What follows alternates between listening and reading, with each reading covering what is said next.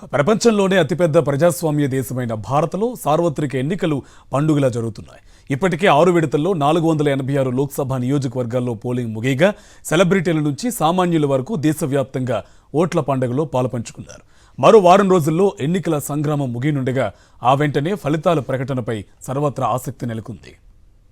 సార్వత్రిక ఎన్నికల్లో భాగంగా శనివారం 6వ విడత పోలింగ్ ప్రశాంతంగా ముగిసింది.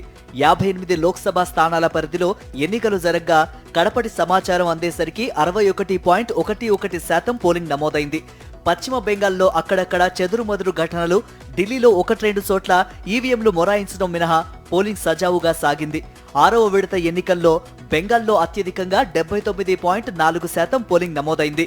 జార్ఖండ్లో 63.76%, ఒడిశాలో 69.32%, హర్యానాలో 60.06%, ఢిల్లీలో 57.67%, బీహార్లో 55.24%, ఉత్తరప్రదేశ్లో 54.03% పోలింగ్ జరిగింది.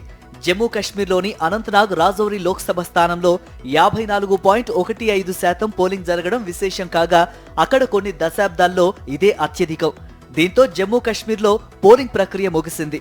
అక్కడి 5 నియోజకవర్గాల్లో కలిసి 58% పోలింగ్ నమోదు కాగా గత 40 ఏళ్లలో అత్యధికమని ఈసీ పేర్కొంది. అక్కడ బారాముల్లా 59, శ్రీనగర్ 34.4 స్థానాల్లోనూ ఈసారి అత్యధికంగా పోలింగ్ నమోదైంది.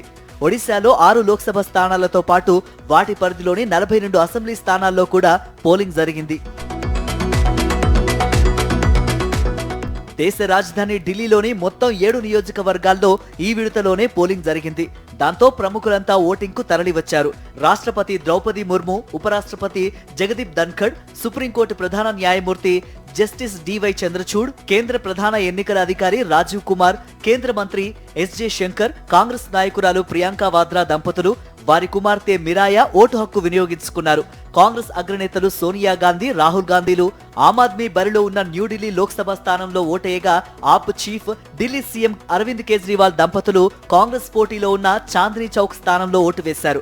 ఇండియా కూటమిలో భాగంగా కాంగ్రెస్, ఆప్ పార్టీలు ఢిల్లీలో కలిసి పోటీ చేస్తున్న విషయం తెలిసిందే.